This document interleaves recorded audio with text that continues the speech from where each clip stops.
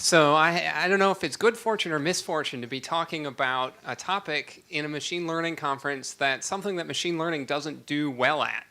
And that's the topic of causality. And so we'll talk a little bit about how computers could potentially start thinking causal thoughts and what does that mean to do that. For example, you take a class, you learn something, do you think the class helps? For those of you who aren't familiar with XKCD, you should be. This is an older comic. I used to think correlation implied causation. Then I took a statistics class. Now I don't. Sounds like the class helped. Well, maybe. So there's some reasoning here that you need to go through to make that discussion. First, you have to know the difference between causation and correlation. And as the comic implies, there is a tight correlation between the ideas. They're very much connected. But how can we capitalize that in machine learning? One of the problems that we deal with at Elder Research quite frequently is fraud, waste, and abuse. We work particularly in anti-fraud, whether that's in the government, insurance, financial regulation, in a lot of different industries. And the question there is not so much, do we get to bust the bad guys, but can we stop them? Can we train them? Can we prevent them from achieving the goals that they have? Because not everybody is necessarily malicious. They may just be misinformed. And so there's a process that we go through to get to that result. First, we have to identify outliers. And this is a traditional machine learning problem. We typically use prediction to say, how likely are these people to be at risk for committing fraud?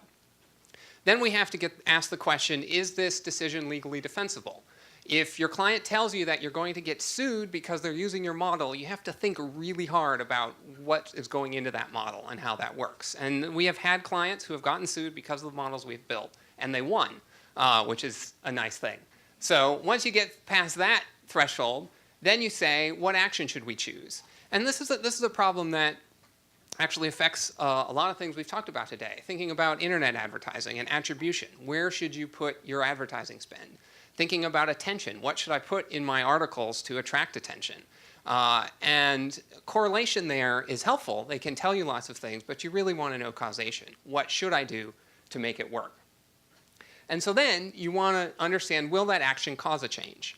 And normally you'd be able to run an experiment, but most of data science, most of the things that we are dealing with are found data. So we can't go in, we can't change parameters, we can't tell people to do something. It's not possible, it's not ethical, and so we're stuck. We're looking at observational data, we can't run an experiment. What can we do about causality? So just to make sure we're all on the same page moving forward, there's 3 things that you need to know to make a causal decision. The first is that a correlation exists. And this is an easy thing for machine learning to do. Machine learning is great at identifying correlations. Next, you've got to understand temporal precedence. So until the laws of physics can be disbanded and we can travel backwards in time, causes have to precede effects. And so that eliminates a lot of things already. Not too much interest is paid to this because temporal precedence is usually very easy to identify. You can understand what comes first, particularly in data science. So the third and the hardest and most interesting, and getting back to the cartoon, why that student said, well, maybe, is the exclusion of all possible common causes. So to understand that a causal relationship exists, there can't be anything else that could be causing it. Now, there's statistical causation, so there could be other variables contributing, but you have to account for that to say this is causal. If there is a hidden variable that says that's causing both the variables, then A isn't really a cause of B. C is a cause of both A and B. And so that is actually really hard for machine learning to do. The good news is it's really easy for humans to do. We do it all the time. Why is the sidewalk wet? Well, it's not raining, so it's probably a sprinkler. You know, we reason about that. We can filter out the price of eggs in China has nothing to do with what I'm doing today. And we make those explaining away, those decisions very, very quickly. It's what we commonly call common sense. And unfortunately, common sense is lacking in most machine learning algorithms. Okay, so why is causal modeling difficult for data science? So we typically have this problem where we have a bunch of data. We like data. We have lots of it. But very often the data does not capture the causes that we are interested in determining. So for example, advertising. Why do people buy things? I don't know, because they feel like it, because they have a need. We never see the why. It's inside their heads. But we have to reason about it and understand how our systems work. Fraud is the same way. If somebody is a bad actor, we have to understand why that is. And we don't have the data. We can't observe that in the data. So most of the possible causes are not in the available data, and so we're stuck with them. We've got to reason about that as humans. Unfortunately, I have not discovered a machine learning technique yet that can do machine learning without any data.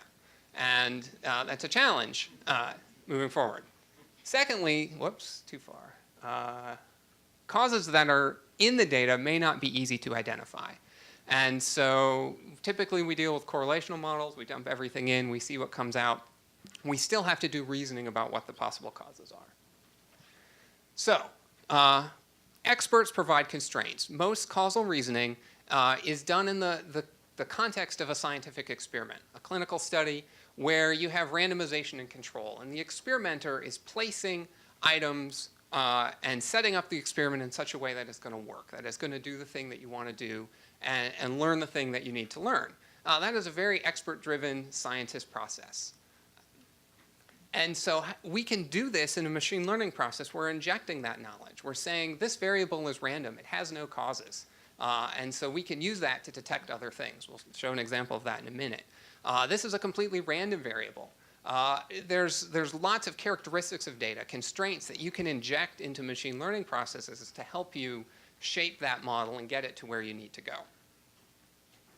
So it's with these constraints, it's adding an expert-driven level on top of a machine learning engine that can help you do this causal reasoning. So an example of work that I've worked on, and there's quite a bit of other work in the field on quasi-experimental designs.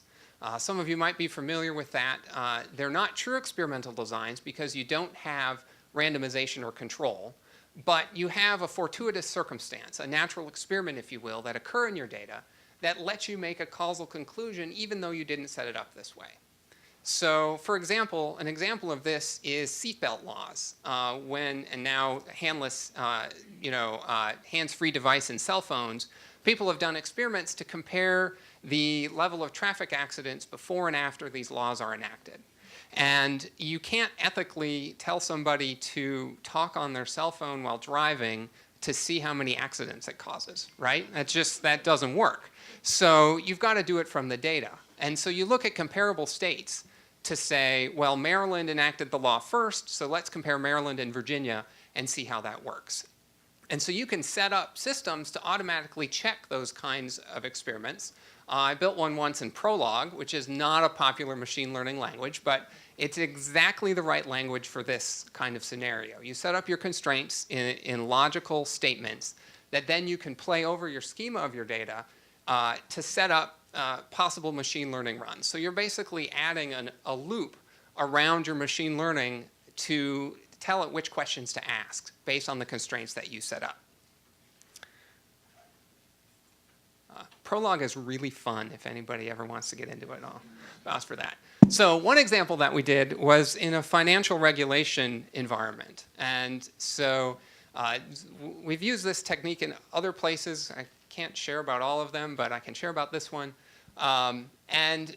So this was in securities regulation. The regulators often have randomized visits, just random check-ins that go to offices, traders, just see what's going on. And so you'd expect this happens every 3 years, you're going to get a visit. You know that. And so you just expect that to have no change on any behaviors. And so using this technique, identifying several variables in the data set that we had that were potential causes for things, we found that the appearance of the investigators led to significant changes in job employment at those firms following the investigations. So you immediately, this is where our correlational brain works, we can immediately create stories that explain how this works, right? That, oh, well, they found a lot of bad actors and they all left town because they came in. Or, the inspectors came in and they missed a bunch of stuff, so we're going to get out of town before they come back and really figure it out. Or everything else. Well, we came up with all those stories. We tested them, and they all went away.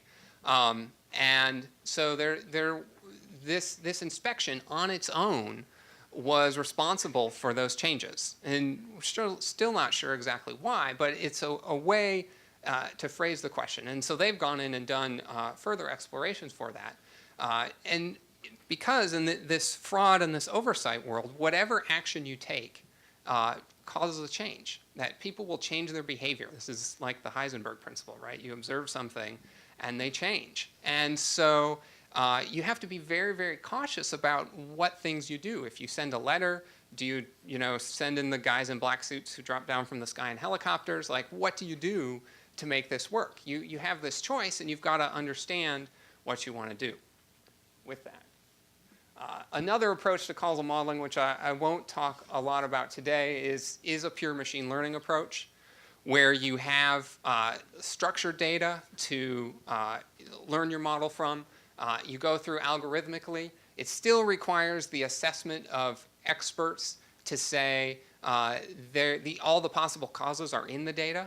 Once you make that assertion, the conclusions there can be identified statistically.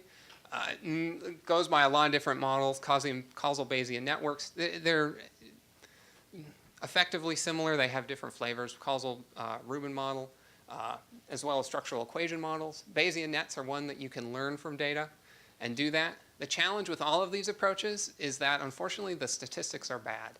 That you can make a statistical decision that's wrong. You do a t-test, you have that 20% chance or 5% chance of error with your p-value is 0.05, and you say, yes, it's a correlation when it really isn't. That impacts your causal explanations as well. So, in summary, causal modeling requires reasoning about causes that are not in the data. And so my point for you is that this is not a machine learning problem. This is a human problem.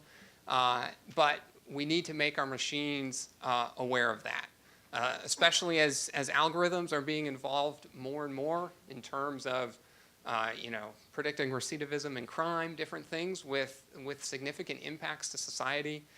We have to think about what that is. Are the algorithms biased? Are the causes accounted for in the data? And so I propose that the way to approach this is a combination of expert knowledge and machine learning approaches. That the expert knowledge is framing the problem like an experimenter setting up a clinical trial. There's IRBs, there's different things you have to do to get a trial through. I don't want to propose that level of regulation for us, but there's some thought that needs to go into that to explain how that works. And so that's where the expert's involved to set up those constraints. Using that and large amounts of data, you can programmatically go and essentially run experiments within your observational data and do that all automatically. And that's only can be done through a partnership of expert learning and data-driven approaches. And it's those constraints that make causality possible within machine learning.